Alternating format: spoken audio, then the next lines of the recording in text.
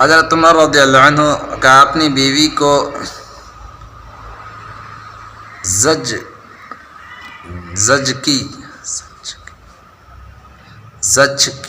زچگی میں یعنی لے جانا،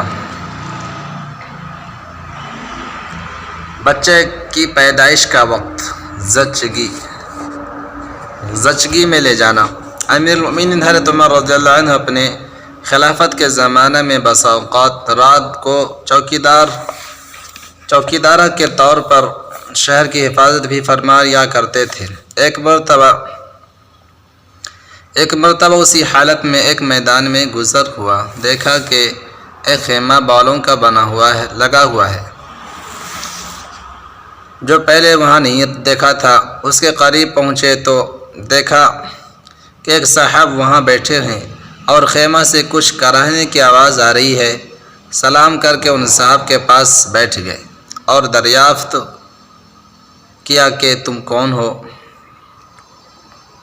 انہوں نے کہا ایک مسافر ہوں، جنگل کا رہنے والا ہوں، امیر المؤمنین کے سامنے کچھ اپنی ضرورت پیش کر کے مدد چاہنے کے واسطے آیا ہوں۔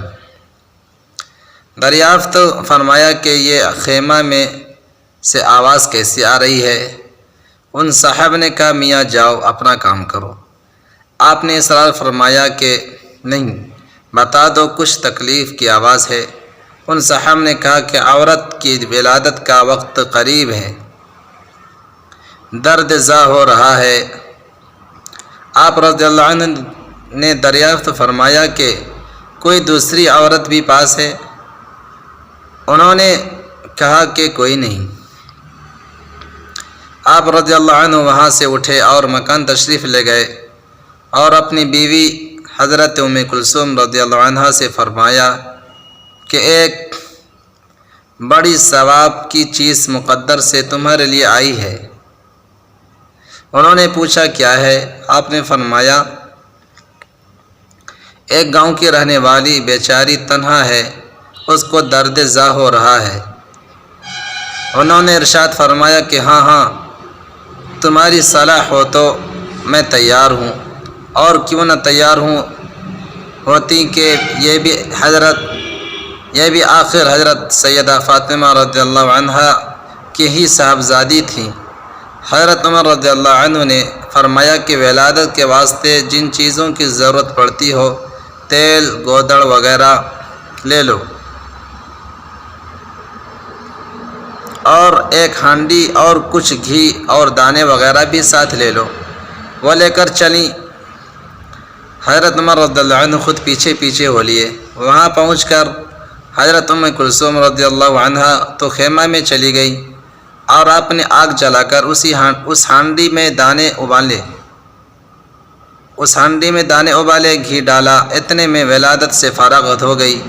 اندر سے ام کلثوم رضی اللہ عنہا نے آواز دے کر عرض کیا امیر المؤمنین، اپنے دوست کو لڑکا پیدا ہونے کی بشارت دیجیے۔ امیر المؤمنین کا لفظ جب ان صاحب کے کان میں پڑا تو بڑے گھبرائے۔ آپ نے فرمایا گھبرانے کی بات نہیں، وہ ہانڈی خیمہ کے پاس رکھ دی کہ اس عورت کو بھی کچھ کھلا دیں۔ حضرت ام کلثوم رضی اللہ عنہا نے اس کو کھلایا، اس کے بعد ہانڈی باہر دے دی۔ حضرت عمر رضی اللہ عنہ نے اس بدو سے کہا کہ لو تم بھی کھاؤ، رات بھر تمہاری جاگنے میں گزر گئی۔ اس کے بعد اہلیہ کو ساتھ لے کر گھر تشریف لے آئے اور ان صاحب سے فرما دیا کہ کل آنا، تمہارے لیے انتظام کر دیا جائے گا۔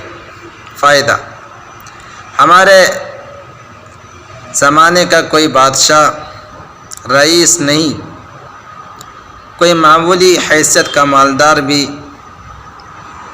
ایسا ہے جو غریب کی ضرورت میں مسافر کی مدد کے واسطے اس طرح بیوی کو رات کو جنگل میں لے جائے اور خود اپنے آپ کو چولہا دھونک کر پکائے۔ مالدار کو چھوڑیے، کوئی دیندار بھی ایسا کرتا ہے؟ سوچنا چاہیے کہ جن کے نام لیوا ہیں اور ان جیسی برکات کی ہر بات میں امید رکھتے ہیں، کوئی کام بھی ہم ان جیسا کر لیتے ہیں۔